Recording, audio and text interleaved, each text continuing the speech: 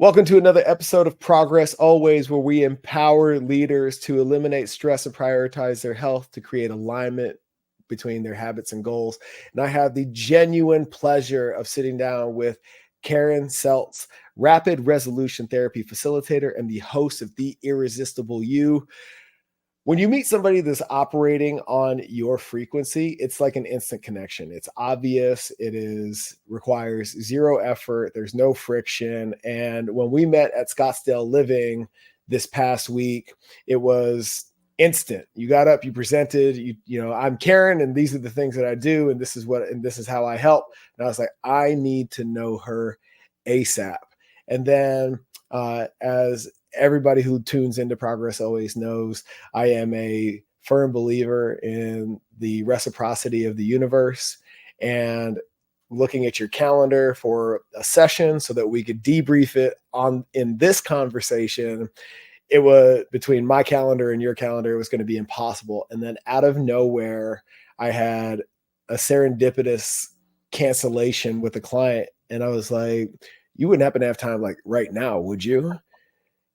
And you just so happened to be free. So we sat down and we got to work, and it was absolutely amazing. So for everybody who doesn't know anything about rapid resolution therapy, let's start there. What is it, and how did it find you? Oh, well, thank you so much, Mycal. I totally agree. Like the moment that we met, it was like this instant connection. And you're like, I want you on my podcast. I want to do a session. And it was just amazing. And it was so much fun working with you.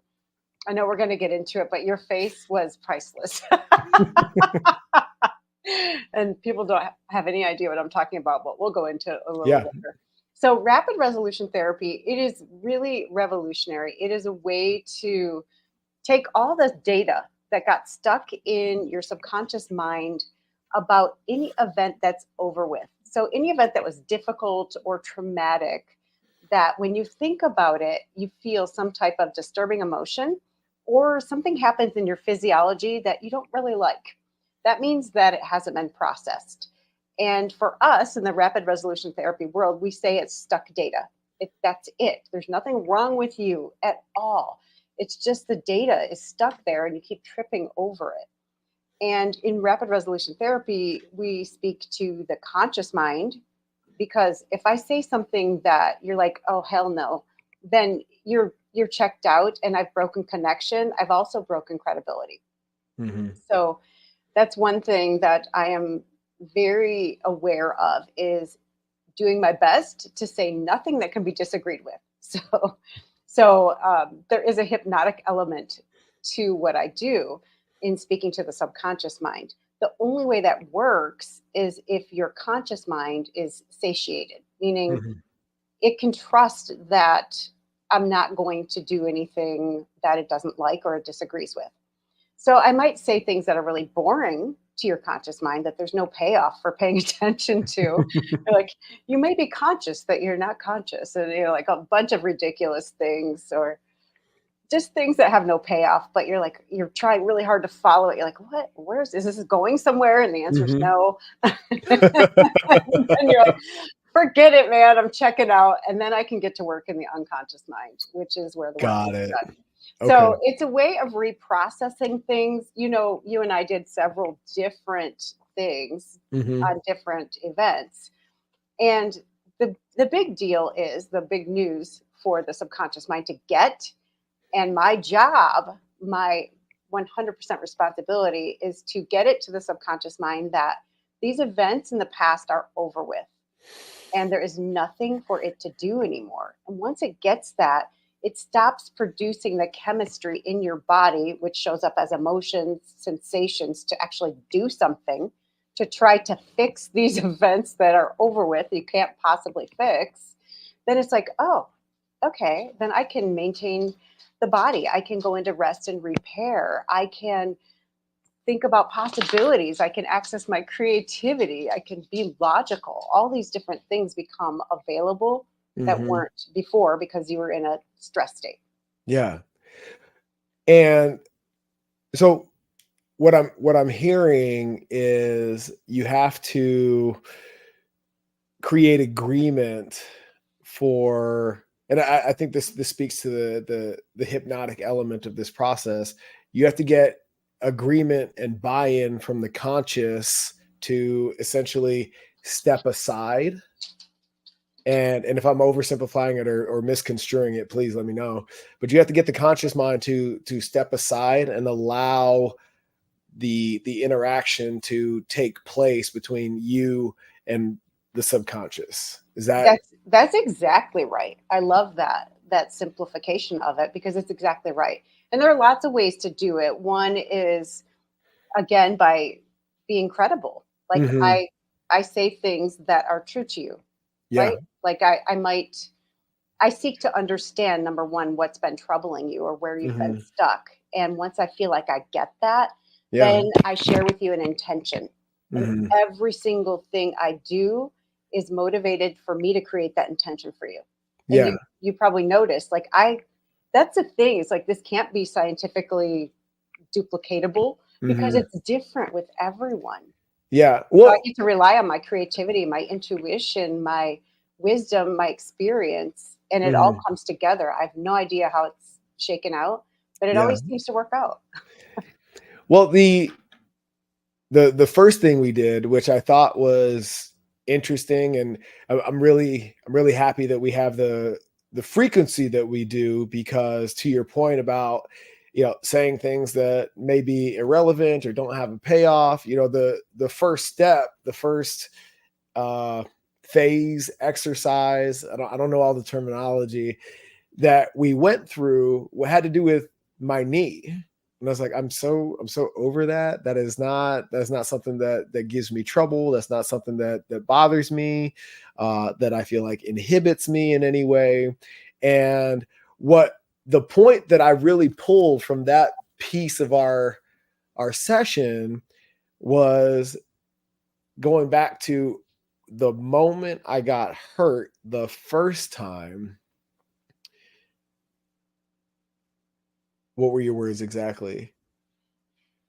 If you can only be you and you could go back and relive it, would you uh could you do anything different? The answer is no, because of if nothing had changed, the outcome would have been the same. Well, then should you have done anything different? Do I have that in the right order? Yeah, that's perfect. Okay. Hmm. And what's so empowering about that, it makes everything that I've married to that event, it removes that attachment. Because if this is the only version of Mycal in existence, and that was the only version of me way back when, that lived the life that led to that event, nothing could change. Therefore, I shouldn't have done anything different, because the outcome is the outcome. And now I was like, it's so funny because I had totally dismissed this event as we were walking through it. And then on the other side, I was like, holy shit, I didn't know that I was still attached to it in that way, attached to it enough that a separation actually occurred. Hmm. Yeah, because the subconscious mind, when you're reviewing something like that shouldn't have happened, we are the only species that ever thinks that. No kangaroo thinks that shouldn't have happened. Like they just don't, right? You shouldn't have jumped that high. Mm-hmm. But it causes a lot of turmoil, and it also uses a lot of your available energy trying to fix something 20 years ago or however long ago it was, and it can't be done, and that energy can then be harvested toward what you're creating right now and in your future. Well, let's dive into that concept a little bit. How much of stuff like that, if you were, and I understand that everybody's different, so this is a very relative spectrum, but in all of the work that you've done across however many clients, including myself, how much bandwidth is that preoccupation, whether you're conscious of it or not, is that eating up, that is keeping you from being productive or showing up as the highest and best version of yourself? Ooh, that's a good question. Yeah, it's definitely different for everyone. Here are the stats. Like The subconscious mind controls at least 95% of everything you think, feel, believe, and do. So just that alone, like we are unconscious of 95% of everything. And we think, oh, I'm at choice here. And you're really not most of the time, unless you've done a ton of work at being mindful. But even think about driving someplace you drive a lot or driving a long distance. We all space out, no matter how much work we've done. I'm like a big meditator. I still space out. Like we all Mhm. do it. And so, how much bandwidth? Well, here's the other stats. Let me give you some more. We all think 60 to 70,000 thoughts a day. Now, most of those are coming from the unconscious mind, Mhm. and 90% of them are exactly the same thoughts we thought yesterday. So just think about that. It's like you're on repeat and you wonder like why is nothing changing in my life? And well, it's all in there. It's programmed in. And let's add one more stat to that. 80% of those thoughts for most people are negative. And people think, "Oh, I'm not a negative person." Well, you ever meet a rabbit that's alive that had positive parents? No. No. Oh, it's a fox. It won't eat me. I'm just going to eat these carrots. Like, no, they can't be positive and survive. So, negativity is built into us in order to survive. And a lot of people are pushing it away. Like, you hear a lot about toxic positivity. And I'm not saying be negative, but there's a balance to it. So this, so if what you're describing is not necessarily a negative feedback loop necessarily, but the most of us are unaware of how much negative thinking is just simply ingrained in us, and not even if it's nothing new, the majority of it is on repeat. Hmm. So if that's the case, what we did yesterday, did we shift that ratio at all, or did we just dampen the impact of that negativity? Because to your point, and said differently, it serves a purpose from an evolutionary standpoint, Right. right? Yeah. Well, here's what we did. So we cleared 8 events in our 90-minute session. Yes. Mhm. Today I did one. We did 30. Like so. I never know what's happening, right? Like I'm just there for it. I'm down for it. As long as people want to keep, their minds keep coming up, I'm like down for it. So Mhm. what we did is we got the good news to the unconscious mind that those events were over with and there's nothing for you to do about them. So it freed up all that energy so you get to be present. So what happens, the unconscious mind only thinks in the present tense. So when somebody has had a lot of difficult experiences, bumps, bruises, traumas, whatever you want to call it, even disappointments or losses, their mind is constantly scanning the environment and it's filtering millions of bits of information every second. And it's only bringing into your conscious awareness the things that are relevant to you, mainly to your survival or also to your desires. Like if you say, "Oh, I really want a red Tesla," you're going to see them everywhere, right? So it's bringing The whatever, reticular activation system, right? exactly, whatever Mhm. you're priming it with.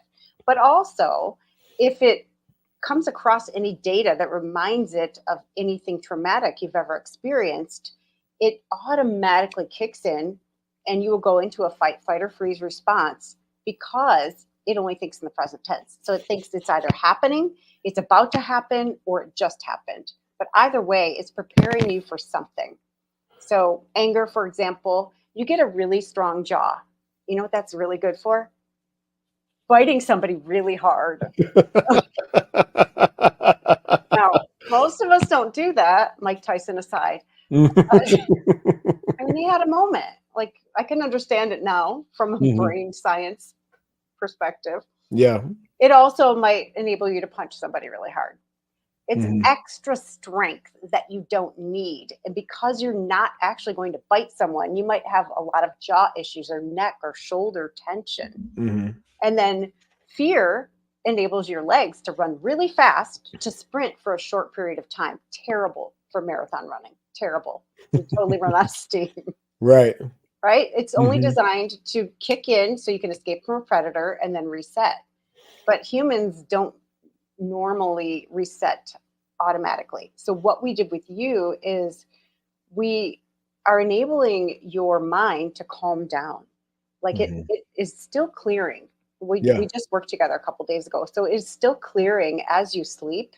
It's going through the Rolodex of events and it's clearing. Oh, that's not happening anymore. Let's put that in storage. That one's gone. Let's put it in storage. And you will feel clearer and clearer. And you might be noticing it and you can speak about that. Your energy might come back, your clarity, your, I don't know, excitement for things. I don't know. You can talk about what you've experienced. Yeah. I mean, so far what I've noticed consciously anyway is my engagement, my conversations, my intention. I'm big on communication. I've said this a lot in this podcast, working with clients, working with my team, working with my wife. Effective communication by definition is not the words that are said necessarily. It's message intended is message received. That's effective communication. Whether you scream that, whisper it, use magic words, abracadabra, whatever, message intended is message received. That's good communication. And what I've noticed since our session is my ability to effectively communicate has increased, I would say, exponentially. I'm not hung up on what I'm going to say or even how I'm going to say it. That doesn't preoccupy me. So there's a, I guess if I could simplify it, a more direct connection between what's going on up here and what comes out here. Yeah. And that is, for a lot of the work that we were doing, it was around that. In the experience, as I remember it, a different mechanism around that, but still that communication piece was the through line. Yeah. Do you want to talk about what you worked on at all? Not the events, but what the issue is that you wanted resolved? Oh yeah, let's go for sure. The part of what we had talked about was my reluctance or my inhibitions around the way I communicate my message. Right. And the competing narratives I had between how I know people observe and perceive me and what goes on in my mind that keeps me from stepping into congruence with that perception, because it is 100% through and through positive. There's nothing I'm working against in terms of how people perceive me. So the friction in my mind was, why is that not congruent? If I know that I'm seen so positively, why am I reluctant or inhibited in stepping into that frame? Where is the block? Yeah. And we worked on freeing up. We first identified, we had your mind identify any events where you felt like it wasn't safe to use your voice, or you might be rejected or something like that, right? And then we cleared those. And afterward, I don't know, your face was hilarious. I want to talk about it for a minute. So one of the let's talk, because I haven't we recorded it, and I'm so happy about that. That's for me and me only. But so I can't wait for you to say what you're about to say so that I can go back and like relive what you're about to tell me. Well, the only reason I'm saying it's hilarious is because one of the things I ask people to do is when they identify these events is to say, on a scale from 0 to 10, how strongly do you feel the emotion or the physiological sensation, unpleasant sensation in your body? Oh yeah, I had some 8s. I had some 8s and 10s in there for sure. Yes, you did. So when we cleared like 2 of the events, 2 of the 8, and then we go back and check all of them. And you're looking like trying to find the difficult emotion, the disturbing emotion. You're like, where is it? You were looking everywhere. You're like, why can't I find it? It was there a minute ago. Well, it's what was funny about that is because in the beginning, when we went to identify, you mentioned the clenched jaw thing, right? For me, my throat gets tight. Like that was my physiological response to this friction that I'm talking about. And part of the exercise was put yourself in that moment when the friction shows up and tell me what you feel. And at the beginning, it was like, boom, right there, instant tight, like airway gets tight, like hard to swallow, all of those things. And then as we started the clearing and we would check back in and you not do it again. And I couldn't. It was so easy in the beginning. And then my expectation, my memory of how easy it was in direct conflict with what was happening in that moment where I couldn't. Yeah. Yeah, the confusion on your face was priceless. I mean, you're like a postcard for this work. I'm like, there it is right there. He's my poster child. He's like, where is it? Yeah, and that's the thing. Like, all right, so the process that we did you find anything painful or disturbing? Did you relive any of those memories that were just difficult? Oh man, so there was definitely a moment where I was fearful for sure that I was going to relive that moment in real time in my mind. I was really apprehensive moving into that particular piece of the clearing. And to answer your question simply, no. And I think that was also very freeing. The exercise, the mantra that we walked through at the very end, this shit's over with, was like, I've said those things for sure. Like one of the things that you acknowledged in our session was like, wow, it's obvious that you've done a lot of work. Mm-hmm. So, and to that point, yeah, I've said those things. I've revisited these moments in attempts to clear them, et cetera. And this was the first time that we went there. I've been there, and it didn't have a charge.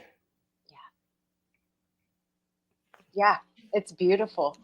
And that's the big thing. Like people say, like, what's the difference between this and trauma therapy? Well, most trauma therapists will have you go back because they feel like you need to relive every aspect of it to really make sure you get it, to feel it, to heal it. And there's something to feeling it to heal it, but that's only if you've been resisting an emotion. Most people haven't been. They've been like reliving it every day. That's the last thing they need to do is pay someone to do it. And the problem with doing that is the longer it goes, the more meaning we attach to it. So I think I asked you this, like a woman who's sexually assaulted, do you think it's worse for her during the assault or 6 months later? And you nailed it. You're like 6 months later. Mm-hmm. And the reason for that is she's attached a bunch of meanings and a bunch of shoulds. Like, I shouldn't have been there. I shouldn't have worn that. I should have listened to my gut. I should, whatever. That shouldn't have happened. And it makes it so much worse. So that stuck data gets bigger and bigger and bigger. So in rapid resolution therapy, we do things that are useful, mm-hmm. that will update your mind to entertaining thoughts that have value, that are beneficial, about things that are possible to do. So it's not possible, speaking of the woman who was sexually assaulted, for her to go back and make a different choice, like you were, mm-hmm. talking about with your knee injury. It's just not possible. So the energy she's expending trying to fix that situation is completely wasted. And it's creating that loop that you were talking about earlier, because her mind is trying to fix it for her. Anytime, mm-hmm. we think something shouldn't have happened, our mind is going to go out of its way to try to fix it and make it different in the past. What's showing up for me as you just described that scenario in the the empowerment movement, I'll call it, there's this concept of ownership that is being thrown out there routinely nowadays. You know, you have to own your role in circumstance. You have to own your role in the events of your life. You know, the healing starts with ownership, right? And what's sticking out to me is what you're describing, all the shoulds, is the bastardization of that ownership. Yeah. Because it doesn't change anything, right? And so let's talk language. How do we remove the shoulds and positively, proactively, productively take ownership? What does that actually look like? Yeah. Especially in traumatic events, it is not your fault. It is not your fault that anything happened to you. It is not your fault. So as far as being in ownership of it, that's a tough one because Mm-hmm. I operate from this level of responsibility. In fact, that's one of the first things I said to you in our session. Like, it is my intention that you be happy with this meeting and satisfied over time. And that is what I'm intending. That's what I'm expecting. That is what I am responsible for causing. So I tell people up front, I am responsible for your results. So most people think about things that have happened to them, right? So my intention is to happen to someone, but in a really good way, like to happen to them. But as far as how do you language it, it's a really good question. I don't necessarily have an answer for that Mm-hmm. because people use language against themselves, and stop it, man. Just be nice. Like, man, that freaking happened and I survived it. And Mm-hmm. now it's over with. It's over. And now what? And Yeah. it's hard to get to that place when you have that stuck data. Like, I Mm-hmm. couldn't do it on my own. Yeah. So uh traumatic events aside, you know, let's say somebody's uh you know, comes to you and is, you know, has a piece of, has stuck data from somebody that they held in a high esteem, that uh they confided in and it backfired. Mm. And now they're I even read it in your bio, you know, the they're living an existence where they're playing way smaller than Mm. they're capable of as a result of that one interaction. Yeah. You know, how do you, is there a way that you talk your way out of that? Like, that they could talk themselves out of it, or Yeah, you know, going back to oh, this whole, like, let's productively use this concept of ownership, because like that, yeah, that is a piece, but mhm, let's not use it so much that it's now working against us, like in the, you know, like I should have stood up for myself in that moment, right.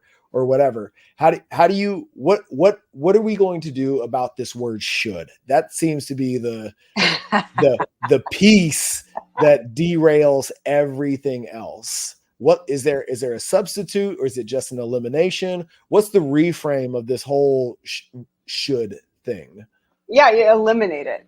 Like, you got it. Like, just freaking get rid of it. In 12 step, they say don't should all over yourself. And it's really brilliant if you think about it, because, sounds like a different word, different SH word. But it is. It's like, anytime, should and shame both start with an SH, right? So anytime you should on yourself, you are shaming yourself, which Mhm. means that you messed it up. You messed it up. You should have done it differently, which means you could have, but you couldn't have. So there's a lot of scientific language that I go over in an RRT session. We Mhm. went over if I was identical to you, could I have made a different decision about what shirt I wore this morning? Like, not similar, but identical. You're like, no. So you are identical to you. So you could never have made a different choice than you did at any point in time. Like, whether you believe this or not, whatever. I choose to believe it because it's Mhm. useful, and it gives me access to shift something. Now, you can't shift anything that ever happened. You can obviously learn from it. And when I'm coaching people, I will say, okay, go back in time. Were there any signs, especially in your body, that something was off, like something was incongruent?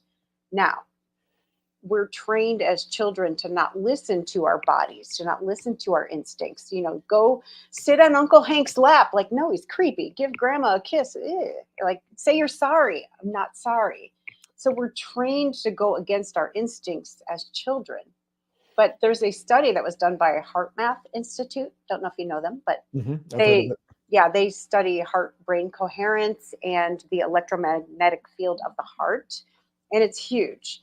And they did this study where they had parents that were in on it, sitting like on a bench at a playground, and they were instructed to not interfere with their children. And their children were playing. And then they had a convicted child molester go onto the property where the kids could not see him. And every single one of those children ran over to their parents because they felt unsafe. They felt it. So we all have that. We just have learned to not listen to it. It's still there. So when you're looking at situations where, they didn't go the way you had hoped, look back. Like, were there signs that you ignored? And please don't beat yourself up. Say, oh, interesting. It was there. Next time I'm going to pay attention to it. This piece of wisdom was dropped on me the other day. Things don't go wrong. They just go differently than you planned. And that might come across as dismissive. That might be a very oversimplification of your life's events or your life circumstance.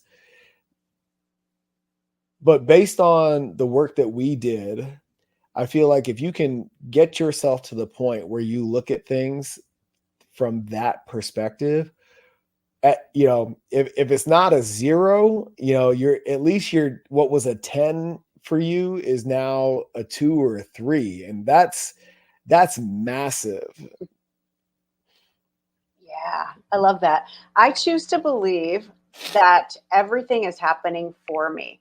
And when I'm in the midst of something, I'm like, oh, this is really feels crappy. Show me how this is happening for me, because I don't see it right now.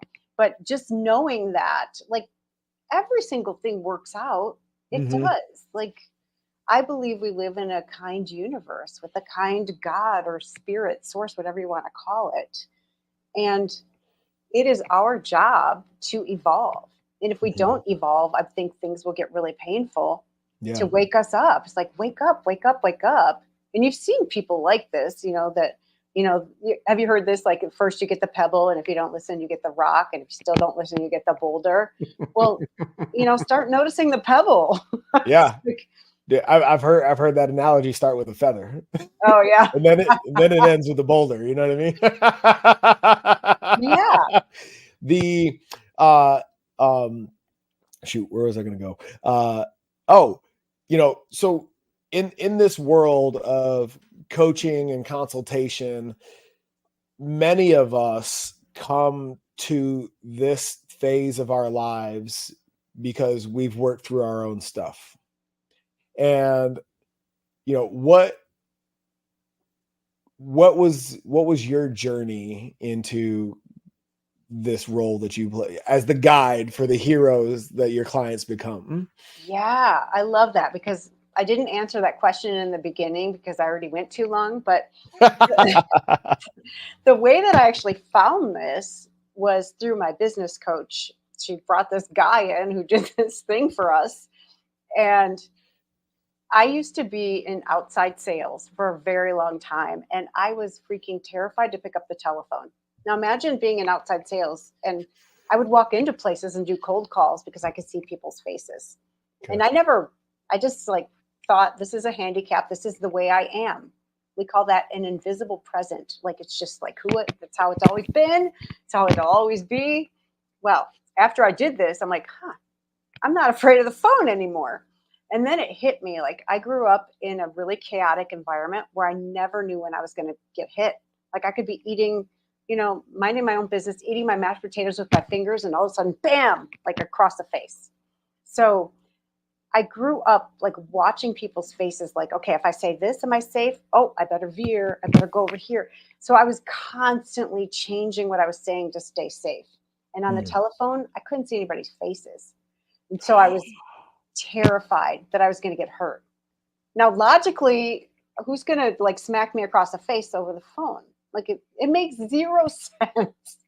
But that's how the subconscious mind works. It Mhm. doesn't have to make sense to our logical mind. But once that was cleared, I'm like, oh, I could make phone calls. This is awesome. But the other huge thing that shifted for me, I was at Mhm. like 3 years sober at that point. And I went back to a 12-step meeting and I'm like, hi, I'm Karen. And I'm like, I did that confused face like you did. I'm like, what am I? I'm like, it was exactly like that. And I'm like, no, I'm not. And I will never say those words again. It was like completely gone from my identity. And Mm. And then after that, I got off of 2 antidepressants. I got off of Adderall. I started to play. Like anytime I would catch myself in one of my cons, like I call them cons, like the things that I believed to make myself feel okay. One was that like I was always the smartest person in the room, which makes me laugh really hard now. So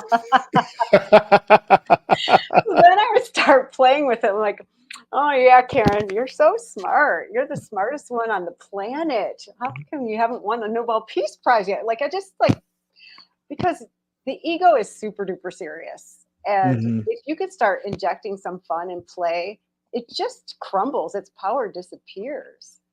So what then like a year or two ago, I found the guy who actually developed rapid resolution therapy and he trains people and he does painstaking training. I mean, he is like in it with us, coaching us like this is how you do it. And he's a former therapist. Mhm.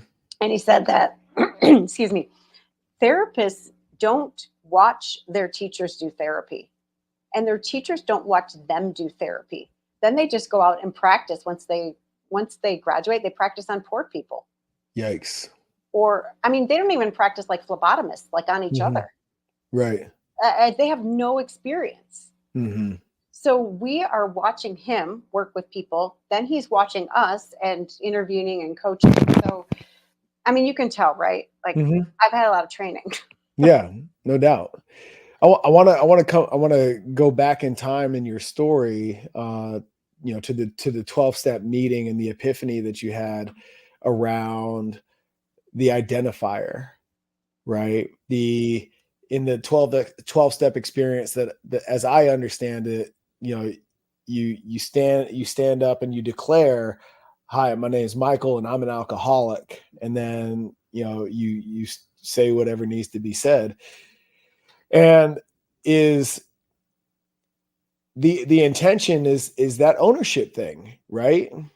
To stand in that awareness that there's work that you are doing, there is work to be done. I understand that, but after moving through this process and gaining a deeper understanding of rapid resolution therapy, is is that a flaw in the program? This identifier, this forever and always attaching that label to yourself? I wouldn't say that it's a flaw because the way the program is, that works. They want Okay. people to be reminded that they really are one trigger away from relapse. That Hmm. was my experience as an addict. I was one trigger away. And I was sober once 3 years. I had a boyfriend break up with me and I went right back out, like immediately, without a thought. One trigger, boom, right back out. So um, I've been sober now like 9 years, Hmm. but 6 of it has been without any meetings, right? It was Yeah. after RRT. So Hmm. I think they want, anytime we feel like, oh, I got this, that's when you are most susceptible to the addiction again. Because Hmm. it's like, oh, I got her now. Like she thinks she's got it. Let me throw this at her. Like, Hmm. so I wouldn't consider it a flaw Yeah. unless people do this type of work or something else, because I personally believe that the cause of addiction is unresolved trauma. And Hmm. once you find something, an addictive behavior or substance that soothes you, then you go back to it and it worked, you felt better. You felt better. So it's really not self-sabotage as people think. Like they'll think, like even a meth addict, I don't consider that to be self-sabotage. I believe that it is your mind trying to preserve your life. It doesn't care about your health. It cares about your life. It wants you to survive. Okay. So you are surviving doing it. Yeah. You're not thriving, but you are surviving. And that is the prime directive of the unconscious mind. So until you so here's where it gets in, Yeah. the kind of the mind, I would call it something, but I won't say it here. I didn't ask if I could swear ahead of time. I told you you're talking to a Marine. I know, but this is your podcast. Make it rain. So I call it like a state of mind fuckery, like where you're like, I'm doing this thing, I'm self-sabotaging and I can't stop. It's not even working. I don't even feel better, but I can't stop. So it creates this like, right? Like, how do you feel about yourself if you're doing something that you hate doing and you hate yourself for doing it, but you can't stop doing it? Like it's a loop and it's really got you by the short hairs. So there's got to be some kind of interrupt. And there's something that caused it. There's something that caused you to be in that much pain that you're medicating it with everybody, whether it's chemical or, something happened. Usually something happened, right? So once that gets resolved, like there have been people who've had sessions to stop smoking and they end up stop doing meth. Like, but I don't deal with anybody who's in active addiction to a substance. I'm just going to say that. Yeah. They could die, right? Well, tell me about that. I found that, first of all, deeply profound, and two, hadn't even considered that outcome if that was a thing. So walk me through why you wouldn't work with somebody who's in active addiction. Yeah, for at least a substance, because there are physiological things that happen to the body where they could die. If they suddenly stop drinking alcohol and they're used to drinking a case of beer a day, their bodies can shut down. So if somebody's addicted to a substance, they need to go through a medical detox first. Because once your mind updates, it doesn't seem possible if you've been addicted to something for a long time. But once your mind updates and the trauma is not there to respond to or to soothe, you're most likely not going to want that thing anymore. And there's even a process I can do called coding, which changes the position of things in the brain. And I can put them together. Like say you've been sober from alcohol for a year and you're all of a sudden getting cravings. I can make it so that drinking alcohol would be the exact same in your mind as eating roadkill that's like infested with maggots. Like you'd never consider it. That would be like, you'd be like wanting to vomit. So, but if you're in active addiction, it's not safe for me to do it. Got it. And what is your process when you're having that discovery conversation with somebody and that physical addiction shows up? Because I can imagine that, one, it takes an extreme extreme amount of humility at the very least to come to you and say, hey, I need help. And for somebody in that state, it's all, in a lot of cases, you might be a last resort. And you're choosing to turn them away, obviously with good reasons. Let me pause. So I won't work on the addiction issue. Okay. I can work on other issues. Sure. Okay. For sure. Because a lot of times it takes that, like to reduce the amount of pain they're in to get them to the point where they're even willing to go through a detox. So I said that incorrectly. I apologize. No. All good. All good. Yeah. I'm but as far as like treating the addiction itself, it's more like treating cravings after somebody's sober, if that makes sense. No, absolutely. Yeah. I'm glad we clarified that. Yeah. Awesome. So you can also set the table, if you will, prepare somebody for that phase of their journey. Yeah, if that's their intention. That's massive. Yeah, for sure. For sure. There's other people, probably people listening like, oh, I want my brother to go through this. Well, they get to want it. It's kind of like 12 step, right? Mm-hmm. No, there's, when I'm talking with our clients, and we're talking about their weight loss journey, when they're in that pillar of our leadership and character development process, and we're exploring all the possibilities and the pitfalls and the inevitable straying from the course, and like, we're not going to judge you for all of that. We're walking through that whole process. The judgment that comes with that, is, or the preemptive judgment, like, oh fuck, here we go again. It's like, no, like this, if you had it, we wouldn't be having this conversation. If you didn't need it, we wouldn't be moving down the road together. It's really important that we take advantage of these resources, such as the Karen Seltz of the world, and leverage the expertise to move us to that next level. No pun intended. I like how you got that in there. I want to mention one thing. When it comes to something people have tried and failed many times, like releasing weight or stopping smoking, there's this piece of possibility. We automatically look at, is it more possible for me to release weight or to eat this chocolate cake right now? Well, the chocolate cake's right in front of me. Releasing weight is like later. So one of the things, when I talk to people, when I meet with them up front, one of my intentions is for them their minds to entertain thoughts that have value, about things that are beneficial, about things that are possible to do. So they might not think it's possible for them to release weight, to exercise, to sacrifice. So one of the things that I do when it comes to weight, for example, is to update their mind so that they are focusing on the little wins. So, Yes. And they're lighter on the way to lighter, They're healthier on the way to healthier, And they're making healthy choices. And then their mind starts attaching value to that pleasure to having made a healthy choice. Like, oh my gosh, look what I just did today. Like, I exercised, I ate well, even if it's one meal. Like, I ate really well for this meal. Good job. And then the more you focus on those little wins, the more they expand. And I know you know this, but I'm talking to everybody who. Well, no, reminder.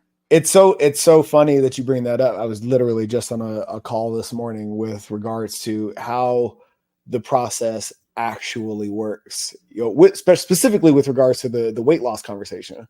And if your stress response to whatever the trigger is a handful of M&Ms, and this is the example that I used with this person, based on the description of their life up to that point in the conversation, they might as well have had a bag riding shotgun with them at all times throughout the day, because there's like trigger after trigger after trigger after trigger.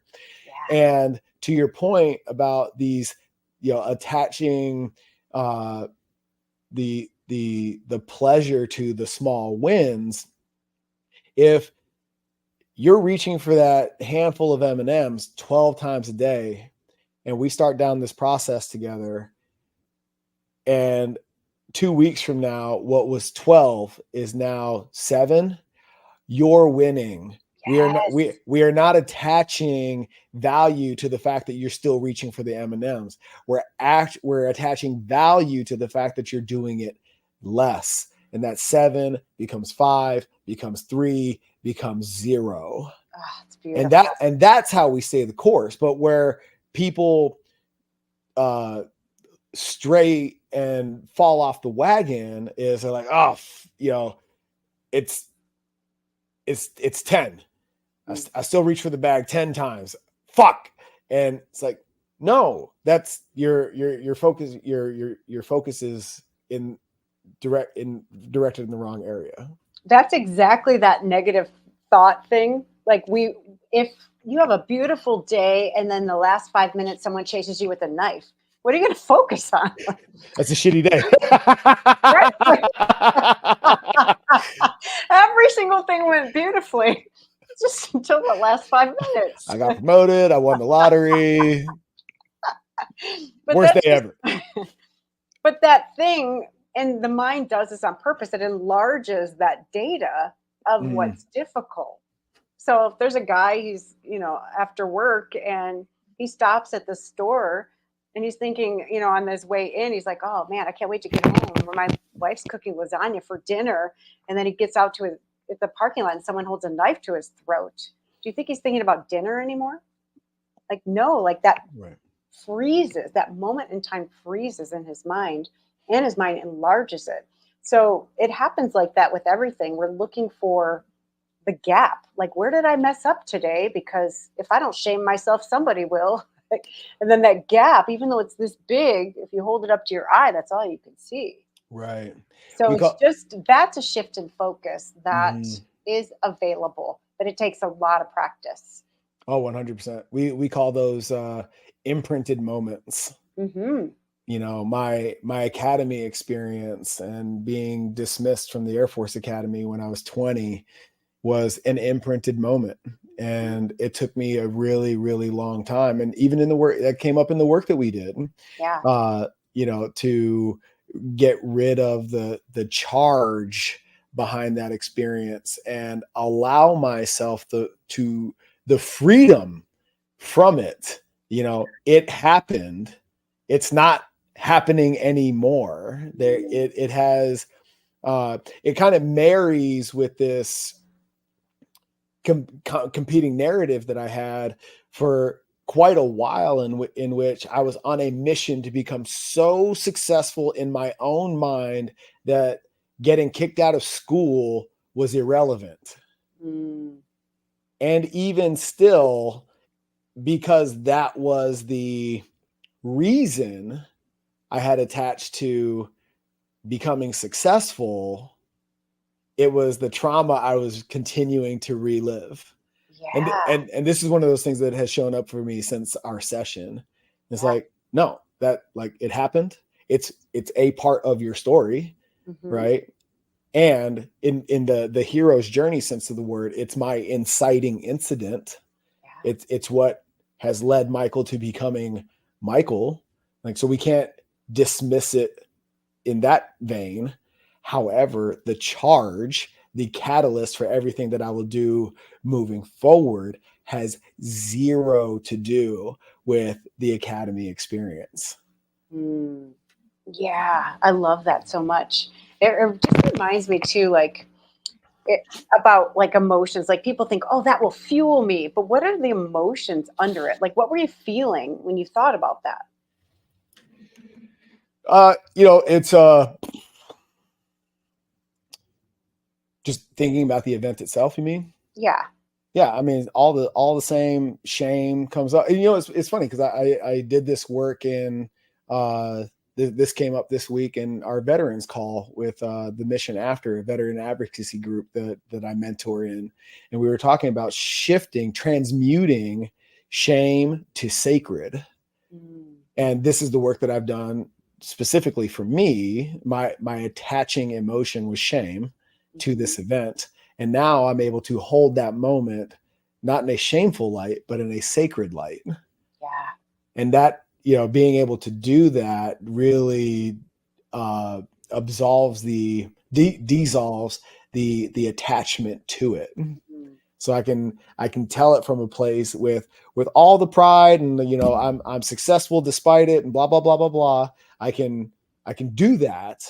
But its significance, its power that I once gave it no longer exists. Wow.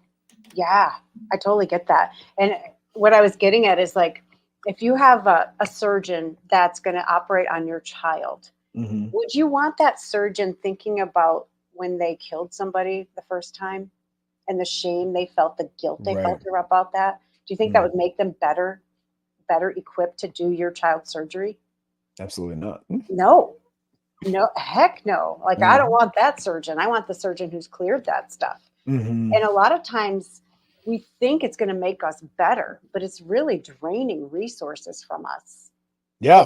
And we don't realize it. So it's not a badge of honor. And a lot of people will hold on to anger. Like if something happened to you and you were victimized, you might be angry at the perpetrator, because if you let that anger go in your mind, sometimes it feels like that person got away with it. Yeah. And so it would be like, if I said to you, that event was, say this out loud, that event was so horrible, I have to relive it for the rest of my life every single day. That event was so horrible, I have to live it out loud every single day. Yeah. Does that support you? No. No. But we do it Yeah. unconsciously. Mm-hmm. And, so the victimizer, the perpetrator continues to victimize you every single day Mm-hmm. without your permission. So, we're talking people to people, but we can also talk self-induced, right? If that person isn't punished, or the event, the circumstance isn't, doesn't come full circle, how do we give ourselves closure? Because that's what we Yeah. want, right? That person, if we'll just keep the perpetrator scenario alive here, we want that person to be punished somehow, some way, so that we get our closure, right? That is our most tangible attachment to, I can let it go once I know that they got what they deserved. Right. And if that's not possible, or it just never happens, how do we give ourselves that closure then? Because that's really a gift to ourselves. Right. Well, here's the thing. When you don't do it, logically, are you really punishing that person? They have no idea that you're stewing in it. They don't. And I would say that, sorry to interrupt you, but I would say that most people that piss you off don't know that they pissed you off. Exactly. Let alone cause an imprinted moment in your existence. Yeah, that's so true. But in the meantime, your health is suffering. That's a number one thing that happens. People experience physical pain because their mind is trying to fix this thing, and there are no resources left to repair your body. So that's one thing that happens with women that have been victimized, especially sexually. A lot of them will gain weight. And so when I'm working with someone who's been a victim of sexual assault and they want to lose weight, or I call it release weight because I'm big on language. Yeah. I will say, would it be okay for you to be thin? And they'll say, well, yeah. I'm like, would it be okay? Would you be safe? Well, and if you really get under it, they think if they're thinner, they're more attractive and they're more likely to be perpetrated. But I'm like, is that really true? If you look at who gets victimized, do you think somebody would go after somebody who's fit and can fight them off, or somebody who's overweight and can't really fight them or run away? So it's not really even true that being thinner is going to make you more of a target. It's probably a lot less true, to be honest. Yeah. Yeah. It's a lot of this conscious process. What's showing up for me is an active practice of seeking disconfirming information. Where in the world, where in my universe is this thought that I think invalidated or not true? And I find that to be a very powerful exercise when you're trying to talk yourself out of something that doesn't serve you, or talk yourself into something that does, that may require a little more effort or has some inherent friction associated with it. But, like for me and public speaking, like, oh my God, like I'm afraid I'm going to mess this up.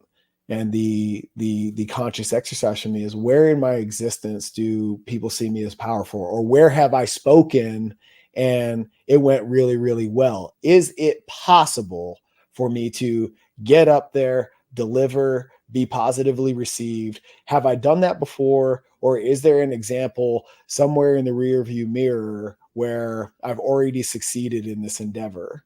And that has been a very constructive process to get over the hump and kickstart action. That's brilliant. it's brilliant because I'm guessing you don't know all the workings of the unconscious mind, but yet you do. You're using certain tools as if you already know this stuff, like you've studied it. So one thing the unconscious mind wants to do is keep you safe, right? So anything outside of your comfort zone, it's reading as potentially dangerous. So if you can give it examples that you've done it before and survived, that's it. Remember, that's all it cares about. It'll be like, oh, like this is like this thing that we already did. And look, we survived. It'll be like, oh, okay. Then it chills out. So what you're doing is brilliant. Is that the conversation with the subconscious? It's a conversation of survival. Yeah, that's it. Like we're talking about not eating a handful of M&Ms, and we're having a conversation with our subconscious about survival. Yeah, because that's how reptilian it is. You've always eaten them, and if you don't eat them, who knows what can happen? You might be in terrible danger. You might die if you don't eat those M&Ms. I mean, that's how I was when I was an addict. I'm like, if I don't do this thing, I'm going to die. Like I've got to do it or I will die. And it was that strongly wired in my brain. Holy shit. Yeah. So it is. It's really weird. And especially if you go out of your way to avoid something, it thinks that things must be potentially fatal, or else why would you have gone to so much effort to avoid it? So who's driving the train in that avoidance behavior? Is that a conscious effort? Is that a subconscious effort? Oh, hell no. No, it's all unconscious. Okay. And yet then your conscious mind will come in and say, you're a piece of crap because you're not doing the thing that you know you need to do to whatever. So your conscious is at odds with your subconscious. Oh, yeah. And here's one thing I love to tell people, because a lot of people don't know this. A lot of people love affirmations. Like I think I told you this. I am abundant. I am free. Yeah. I am courageous. And your subconscious mind is as smart as a 4-year-old. So I was talking to you. I'm like, tell your 4-year-old, okay, be abundant. They'll be like, what the F are you talking about? Well, maybe your 4-year-old won't say that. Like, what do you mean? Like, it means nothing to the unconscious mind. Your conscious mind is like, bullshit, you're abundant. Look at your bank account. So it's really counterintuitive. So if you really want an affirmation to work, stick with action-based. So if you want to be abundant, what are 7 actions that an abundant person takes? Yes. And then do those. Like, okay, I'm going to do this thing. That, stand on one foot. I understand that. Make a phone call to somebody. Okay, I get that, right? Like you can do these things. Wow. I think that's a great place to end it. I will share this with you though. We just did an affirmation workshop in the Leaders Forum this past month, and there was a period in my life that, I was in the valley of my existence in the aftermath of the academy, and there was a period where all over my apartment, it's so funny that you bring up this affirmation thing, all over my apartment, on the ceiling above my bed, in front of the toilet, inside every cupboard, everywhere was an affirmation. This too shall pass. It's all good. You'll get through this. Well, those are strong. Okay. You are powerful. No. It's but it was at a certain point, all of those affirmations plastered all over my house became the wallpaper. They were just subconscious inputs that I didn't even realize were still there.